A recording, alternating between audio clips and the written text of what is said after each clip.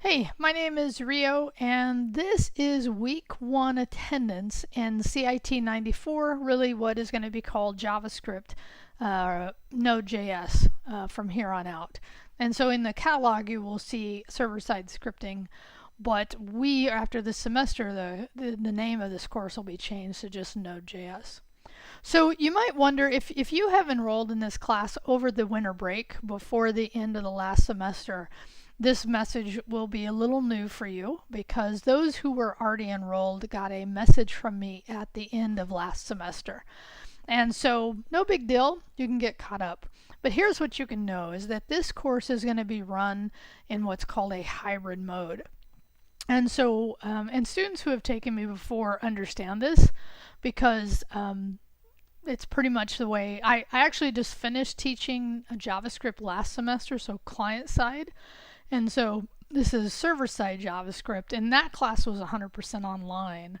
And after this semester, this course will actually be taught 100% online with JavaScript client-side in the first 9 again, I'm talking about not the coming semester, not the spring 19, but the fall 19.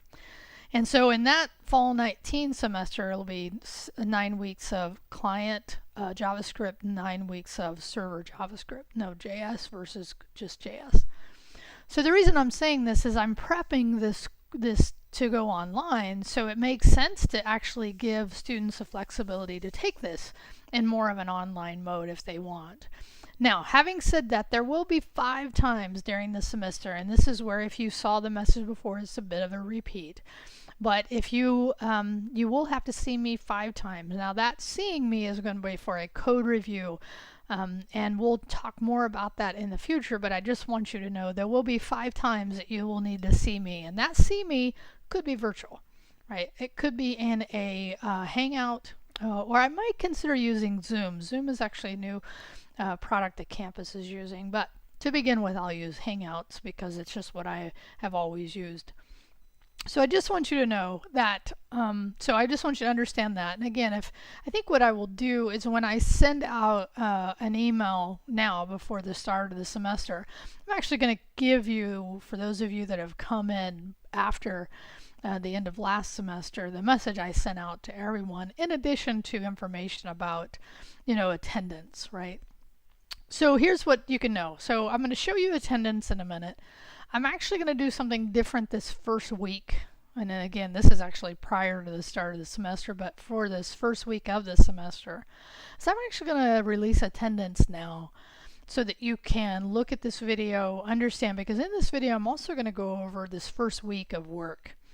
And so just, I think that because I just finished completing the first week to remind myself all the pieces and how I need to make sure I've given you instruction about how I want it done, right? So, but for this first week, I'm going to do it a little differently than I will weeks going forward. So weeks going forward, if you're doing attendance virtually, remotely, then it'll be just in your reply, hit remote or virtually, and then if you're in class, just do in class, okay?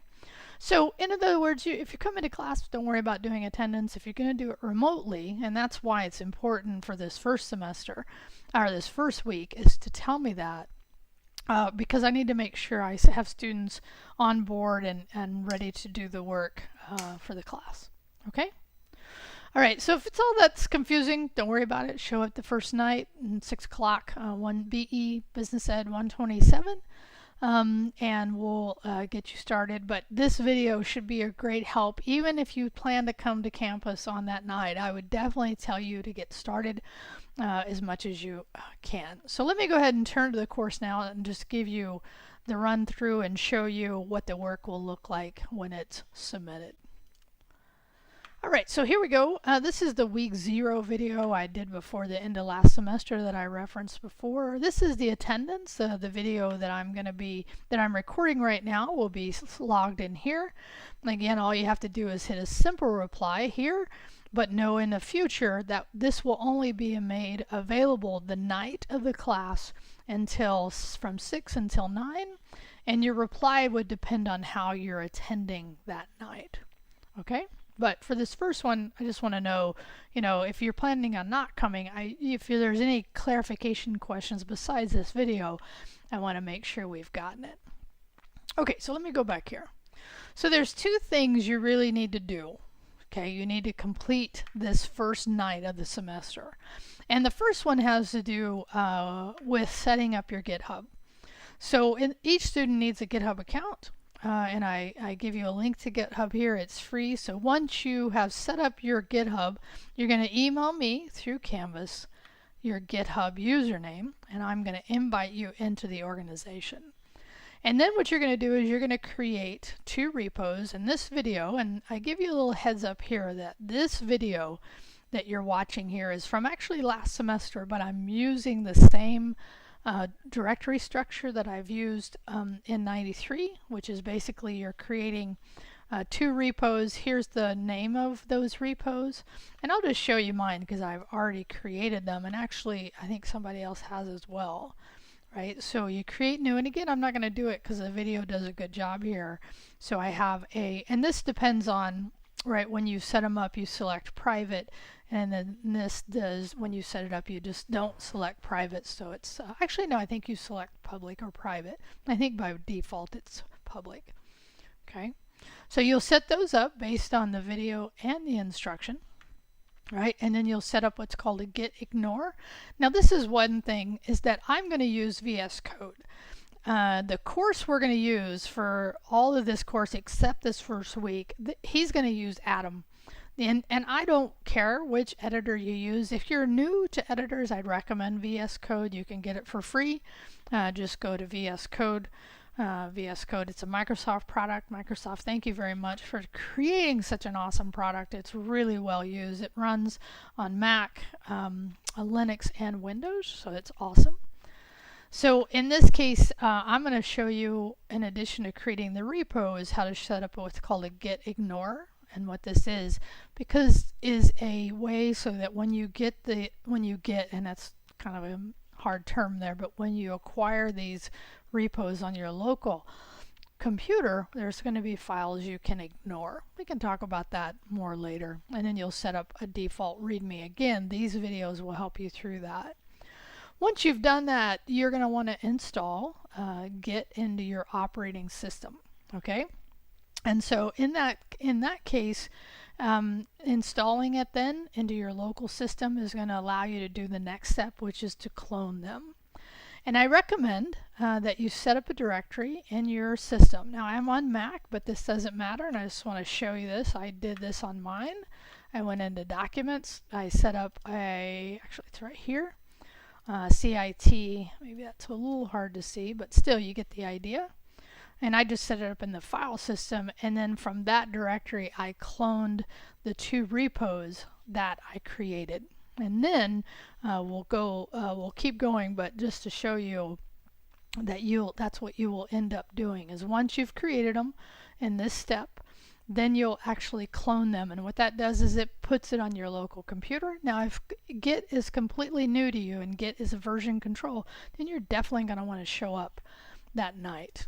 Okay, so then in your private repo you're going to create, and I give you a command here. If you're on Windows you can just do MD, but on Mac, and actually even on Windows, depending on what, if you're using Bash, which I recommend, you can use this command, which is a Linux command.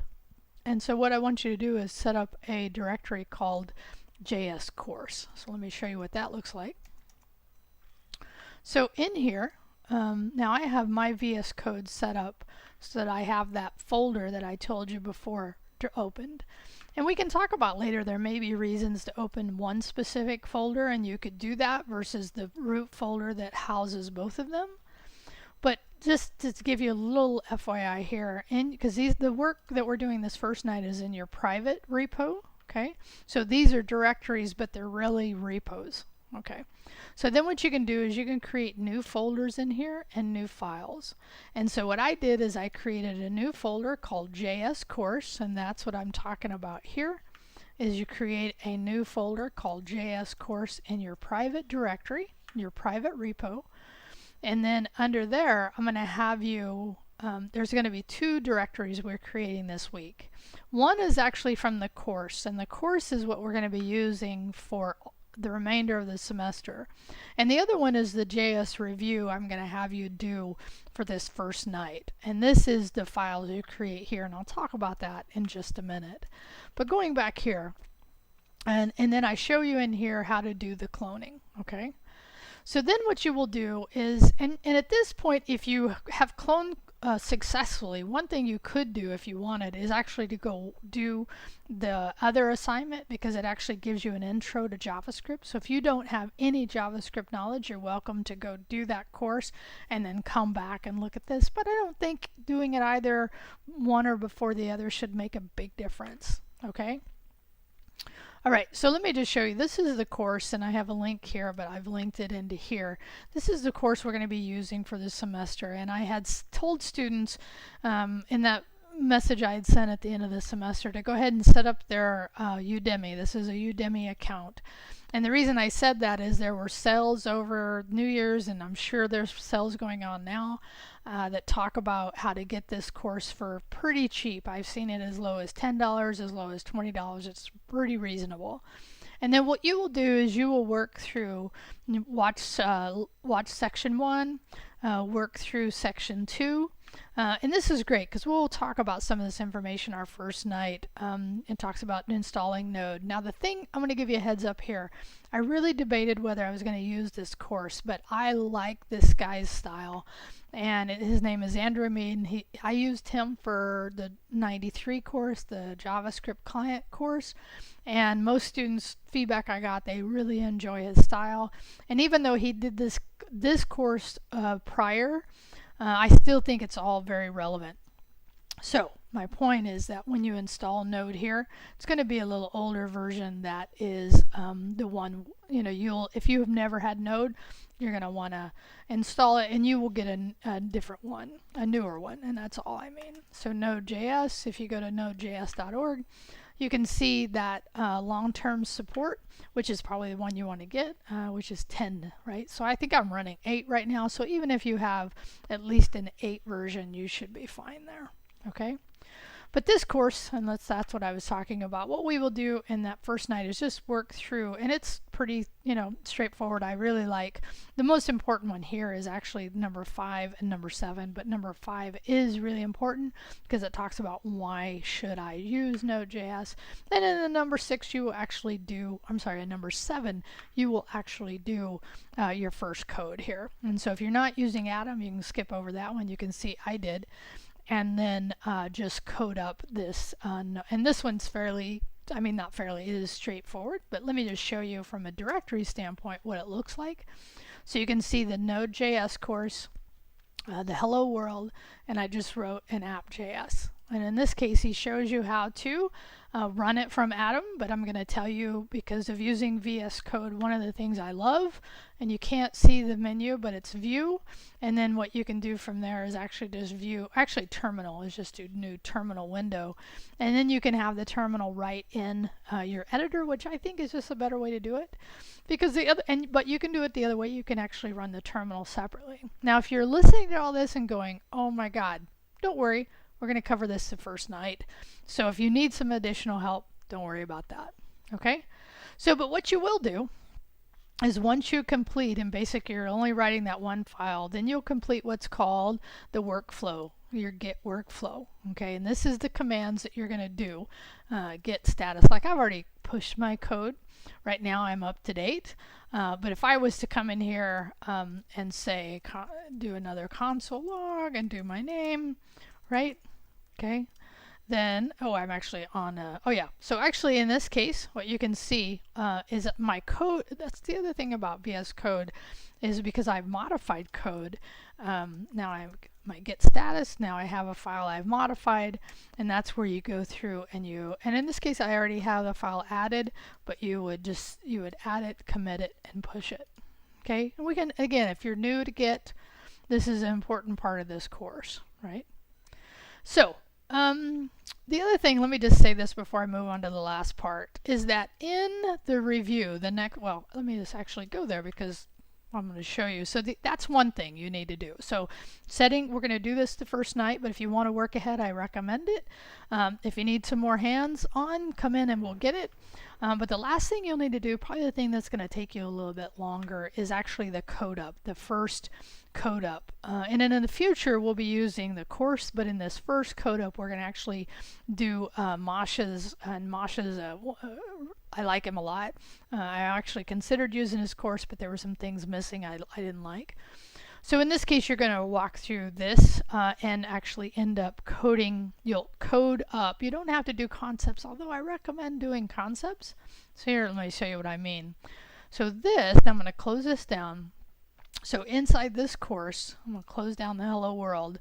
You end up, and he'll create a directory. And so under, I want you to create a directory called JS Review, and I put a dash here. And then in another directory called JS Basics, because that's the one he has you create. He has you create an index file and a index.js file. And then what I did is I just finished coding this up. Okay, so just follow along. You know, you can change the variable names. Because he does do sometimes he'll start another section and he'll create another variable, same name. You can create different names. Don't worry about that part of it. More, you know, most importantly is just to get the concepts, because these are basic JS concepts, important to have. So that's what you'll do, is you'll end up doing that here, right? So I want you to, inside the Node.js folder, and name it JS Review. Now I did it lowercase, and you could definitely do that, probably a better practice, and I should just change that now. Okay, so the other thing is that Andrew Mead in the last course, the one I just finished, not highly, but his style I adopted, which is not to use semicolons at the end of lines. So when you see Mosh do it, and actually I think you will see Andrew do it, I'm not sure, I have to remember, in the regular course, just know that you don't have to. Just because the interpreter will figure it out, and there's pros and cons to doing this. I have found it's just easier. It's like one less thing to do is to terminate each line, because the interpreter does that for you, or the engine does that for you. So, but if you want to, no problem, do it, whatever you're comfortable with. That's more of a style thing at this point. It used to be like absolutely you had to do it. Now it's more if your style, you know, if you adopt that style, totally do it. So I think this is a great way to review JavaScript, and for those of you that have never done it, that should be let me go back. That should be a good way to get into understanding JavaScript. Okay. All right. So I know that was a lot, but I think you know what we'll do that first night. Is go over the work, right? I'll talk into it in more detail. We'll do that. I'll help anybody that needs help, because really most of this will be, and here's the other thing I would say, is if you're coming to class, bring headphones. That way you can listen in the classroom. But if you plan on working at home and getting this done, and you feel totally comfortable, because some of you have taken my other course, I'm guessing possibly going to feel that way, then that's totally okay as well. All right, so what I want you to do, last thing I'll say here is in your reply, if you're planning on being remote that first night, just tell me. And if you want to be able to, because we have a class chat, that's the other thing. And let me just move back for a second here. In the home, I believe under that week 1, I did give you a link to the class chat. So you have to be in Gmail, and you can get in there and join class chat. And if you want to, you can also interact with me that night during that. So, you know, there's just multiple ways for you to get this done depending on your comfort level, honestly. And so I hope this helps you. I look forward to whatever way you plan on interacting with the course. Again, you're welcome to reply even if you're going to be there that night. But if you have a question you want to know about any of this that I've covered, this would be a great place to start asking. But if you show up that night and you haven't done any of it, just know over that first night's really going to be about getting work done, getting you started. Okay? Have a great one, and I'll see you maybe Thursday night, 6 o'clock, Business Ed 127. Peace out.